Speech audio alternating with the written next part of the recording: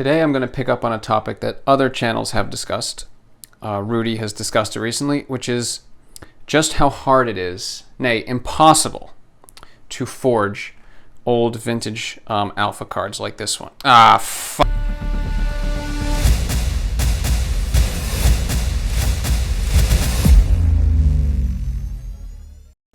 Hey YouTube, thanks for joining me.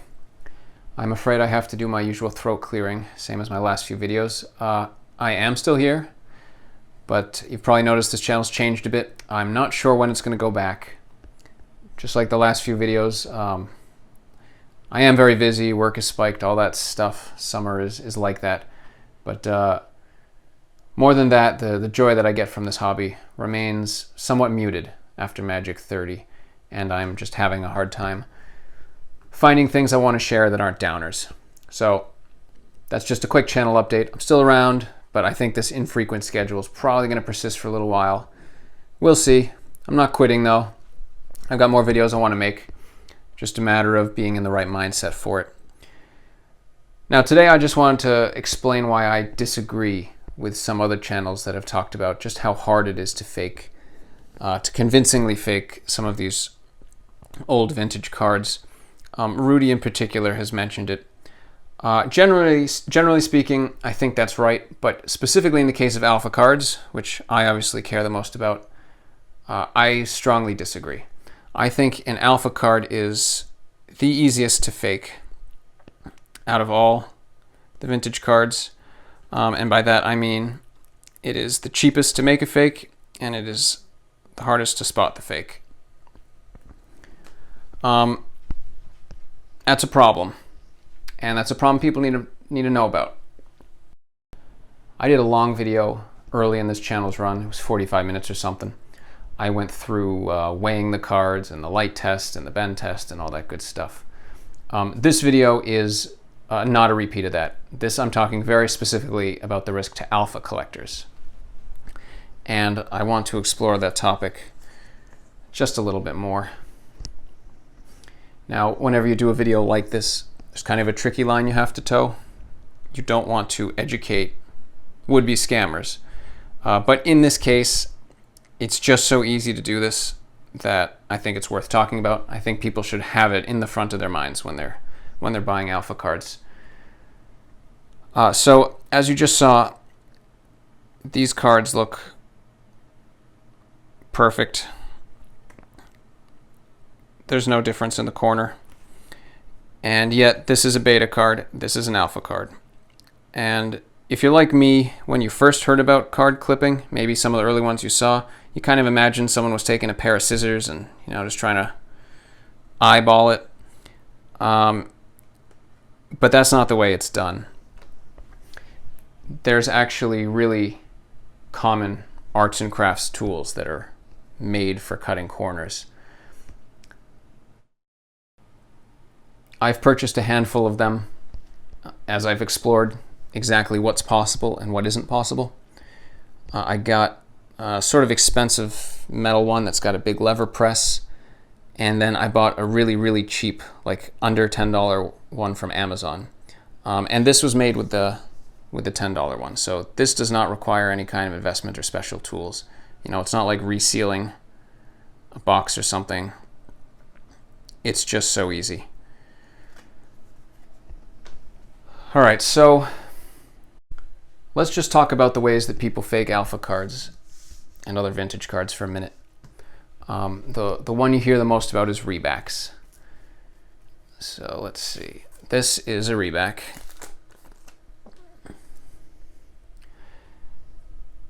Historically, this style of fake was probably the most common that you would run into. And the reason for that is the only cards worth rebacking were the very high-end stuff, Power 9 or whatever. And even to get a beta was going to cost you some money. So it didn't make a lot of sense to take a beta and clip the corners. Certainly that has happened, but at least in the early days, it would make more sense for the scammer to get a collector's edition card, which is what this front is. You can sort of tell from the way the gloss is, although it's so distorted from the process, it's hard to see it. But They would take Collector's Edition, International Edition, and attach a real, genuine back, a back that could pass the green dot test and all that sort of stuff. And then that gets you a beta, and then you could further clip the corners if you wanted an alpha.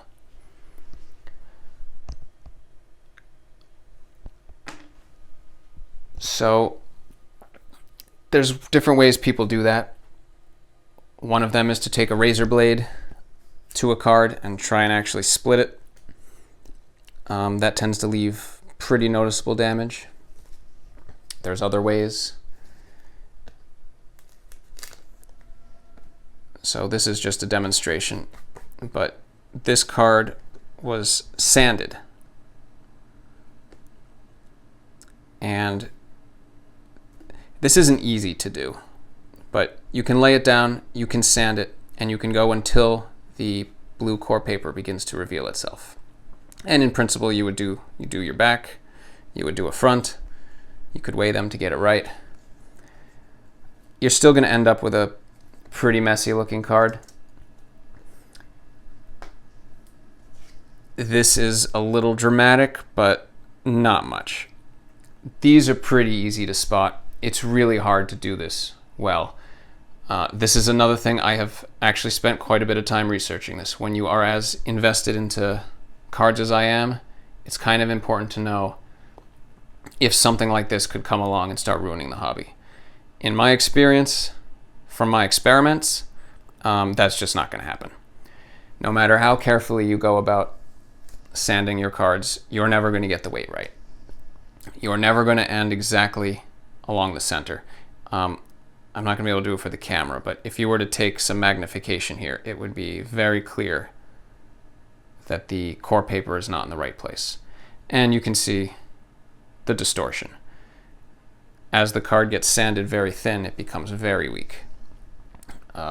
Easy to warp, easy to distort. And then you have to try and glue the two pieces together. And this is incredibly thick. Very weird feeling. And in this case, I tried to lay the glue on with like a paintbrush. So I did really light, really even, and it glued better than I expected. It's not hard to make the glue stick right to the edges. I thought maybe you'd get peeling corners. But it's water-based. You know, the glues are water-based, and look what happens. So you see a card like this, it's not going to be very likely to fool anybody with any experience. Now, if one of these is in a slab, that might be a different story. But anyway, point is, you hear the most about these, but they're not really the biggest risk, in my humble opinion. But clipped corners is just a whole other story. Let's see what I got here. Yeah, clipped corners is a whole other story. So here the top is beta clipped, the bottom is alpha clipped. It's another collector's edition.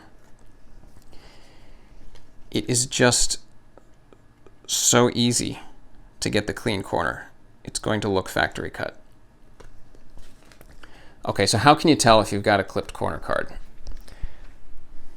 Well, there's the registrations. So I'm going to use this card right here as an example. This is also a shout out to a fine gentleman who sold it to me recently. Absolutely beautiful pickup for the collection. Look at that. Okay, so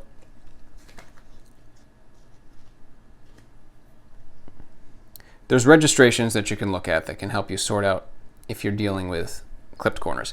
And the reason for that is because the alpha print run had its own idiosyncrasies, and things were fixed, changed, adjusted by the time beta came around. And the collector's edition and international edition are based on the beta print run. So the registrations that you're going to find on collector's edition or international edition will not match exactly to alpha cards. And the sort of things we're talking about are the precise weight of the font, the spacing between the font and the background shadow, the whiteness to it, there are registrations relating to where inside the mana symbols, especially when it's in the corner here, how things are offset. Side by side, you can often see differences for the artist name. Now, all that's great, but the truth is that's not very well documented. There are sites that do a very good job documenting the very high-end cards, but what about, you know, something like an Earthbind or a Lightning Bolt? I mean, a really nice Lightning Bolt in Alpha, that can be a few $100s, close to $1,000.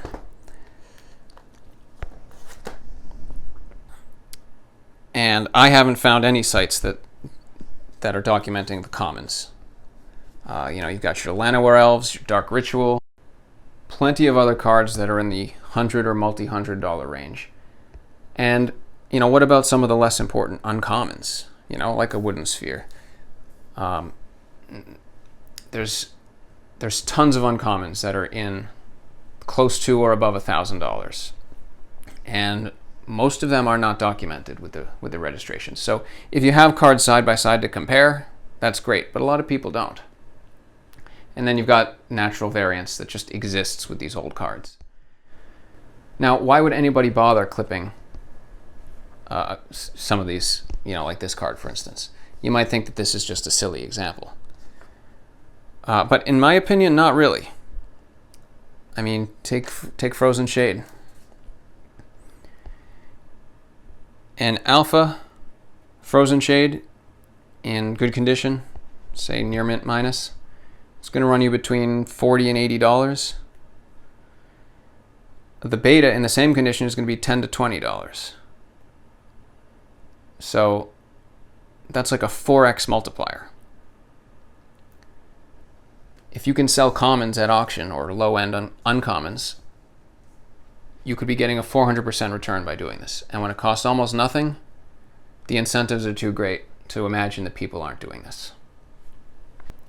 So a couple other things that help a little bit, but only in special cases. There are a small number of cards where things like the dot gain variance change. So this is your dark red cards, I think, like Sedge Troll and Red Elemental Blast. There's some that just have distinct color differences. That's an easy one. You've got others like Cyclopean Tomb. So this is notable because of the error. The casting cost was left out. But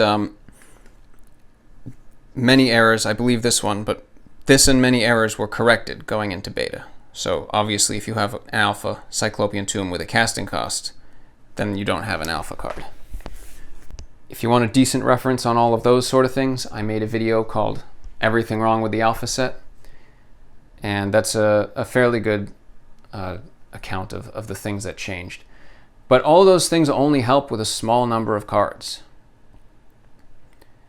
So we really only have one tool that's pretty reliable, and that is the corner flip. And I've mentioned it before on the channel. Most of you probably know what it is. But like I said, it's just worth being crystal clear so that people that are interested in this stuff can have a tool that they can rely on. So across my many thousands of Alpha cards, I don't recall a single one without the corner flip. I have heard that it's possible, but in the experiments that I've done and in just looking through my own collection, I really haven't ever seen one that didn't have the corner flip. So the corner flip is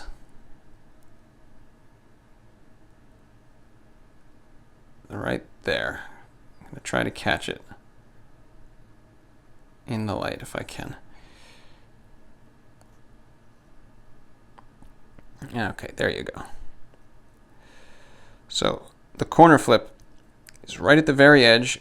It almost appears that there's a little wall. You see that? It almost looks like a shadow. Wish we could get a little closer. All four corners have it on the front of the card. You see that? Contour.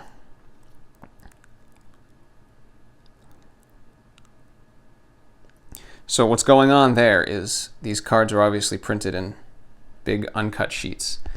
And that then goes through a cutting machine, which slices and dices. And ultimately from behind, a die presses into the cardboard. And it's shaped such that it chops the corner. And some combination of the speed that it moves and the particular curvature of the blade and all that, it causes the cardboard to warp very slightly before it's cut. Almost like a little bit of pressure first, and then it chops. And that leaves behind this telltale corner flip. And I've made many efforts to see if it's something that I can reproduce. And I can't. These corners are perfectly flat. And I'm not saying no one's going to be able to figure that out, but nice clear flip.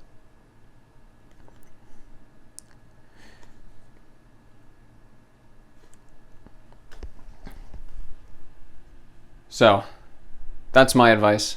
Not the most climactic of videos, but when you are dealing with alpha cards, even low-end ones, I recommend you always check for the corner flip. If you don't see one, then it's time to start checking everything else that you can, as carefully as you can. And that's it for today. Thanks for stopping by, and Caveat emptor. Thanks for watching today's video. If you're enjoying my content, you can help me make more videos like this one by telling me one conspiracy theory that you're pretty sure is actually true. I will look into it, and then I will go buy more cardboard. See you next time.